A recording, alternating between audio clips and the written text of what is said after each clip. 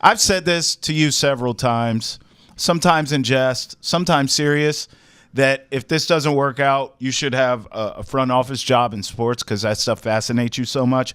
But as I've seen you attack this Celtics owner story, I actually think you should just be a lawyer because I got to tell you something. I mean, you get to the bottom of that. Like, you're an animal. Like, you're not messing around. You get to the bottom of this stuff because I got lost. I'm not going to lie. I'm losing track of stakes and shareholders and billions and who and how many percentages. You've got to the bottom of this quickly, sir. Well, shout out Dan Shaughnessy and his reporting Facts. on that. Yeah. My brother-in-law is a lawyer. He dated my sister all throughout law school. They met undergrad, dated throughout grad school. They're married now. So you know the inside. Dude, he's like, you could be a lawyer. I go, I can't do that schooling.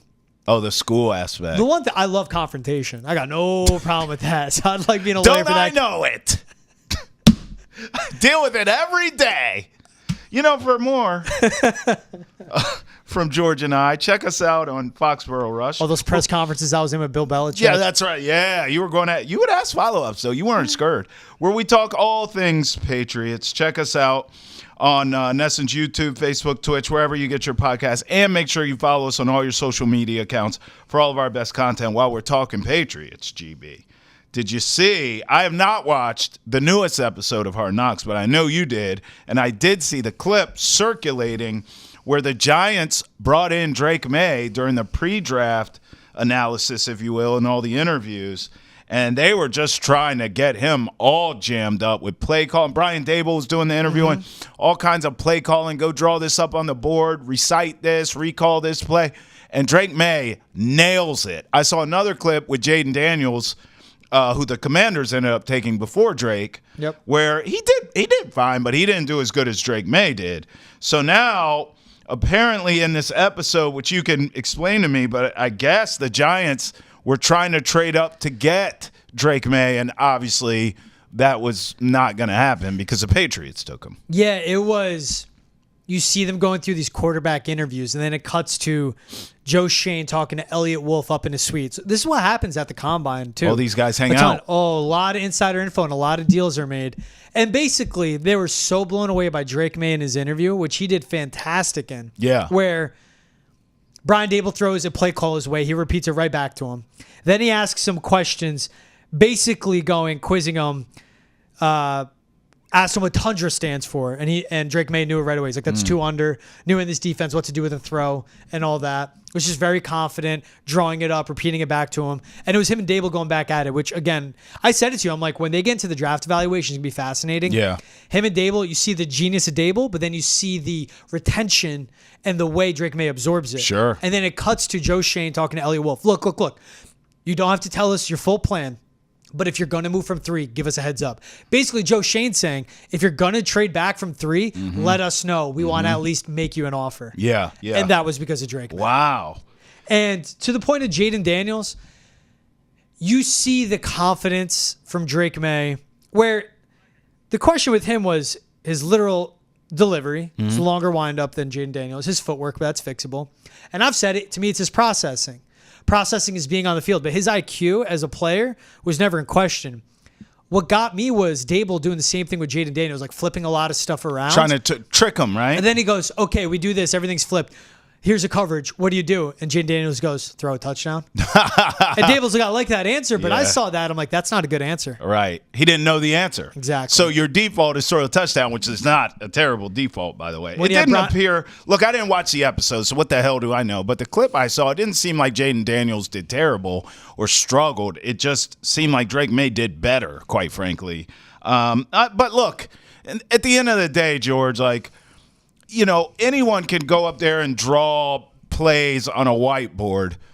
What does a tape say? And I'll be honest with you, both Jaden Daniels and Drake Maye are better than Daniel Jones. How's that sound? So I understand the Giants wanting to move up to take either one of them because Lord knows what they have in their building is trash, and they're paying way too much money to it, and I think they know it. But for now, they're stuck with that contract. And, well, they addressed it too. Like, we know we're our Daniel coming off a torn ACL. And let's remind people, if the Giants cut Daniel Jones right now. They'll have to pay him $21 million on top of the $42 Goodness for him gracious. to not play football for him. Nah. If they wait till next year and cut him, they save $19 million on the cap, A. B, remember the draft reports after coming out that the Patriots were listening for every possibility. Yep. We will trade back from 3. We will stick at 3. We're going to do what's best for the team. Yeah. Kevin O'Connell, head coach of the Vikings, one of the best play callers in the game. Mm-hmm. Brian Dable, head coach of the Giants, a really good play caller, been around a lot of good quarterbacks. Them wanting to trade up for 3 for Drake Maye, that got the Patriots to go, wait a second. They see something in this kid. That's right. That's just being smart. Yeah. Let's stick and let's take him. Yeah. Well, one of the things, too, I think that I'm excited to see from Drake Maye's development here is everything that you said, because obviously now we get this glimpse and this snippet that mentally he's sharp, and we've all seen interviews with him at this point. Like, you can watch him for 2 seconds and see that the kid is smart. But I do want to see the things that you're saying, those fundamental footwork, taking snaps from under center, which he had never done prior to now.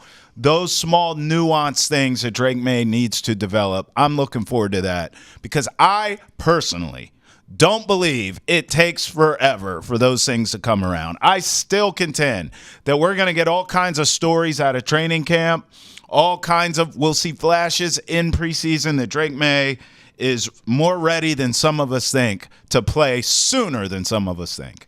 And I'm talking directly to you, George Balekji. Look, man, if he gets ready early, as long as that offensive line can protect him. Fair. You have been consistent with that. That's my thing.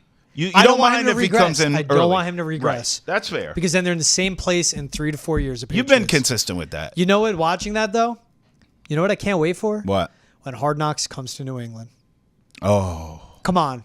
Robert Kraft seeing the buzz around Drake Maye, this behind the scenes. Yeah. You know that would have never happened before. Gerard, it's your first year. You're fine. Yeah. Next year, if they call. I think you're right, dude. And HBO and the producers, too, seeing the excitement around Drake Maye. And as this season builds up, how good he is, how charismatic he is when he starts playing. And it'll be a fascinating storyline next year. What do they do with the top pick? What does Drake Maye do? Does he make that second-year jump as a full-time starter and all of that? And, of course, Tom Brady, New England, right. All of that. Not just that. Netflix. I mean, you might as well build some state-of-the-art studios right here in New England. I mean, we know you love the Red Sox. Don't forget about that coming out. They're following the Red Sox as we speak, baby.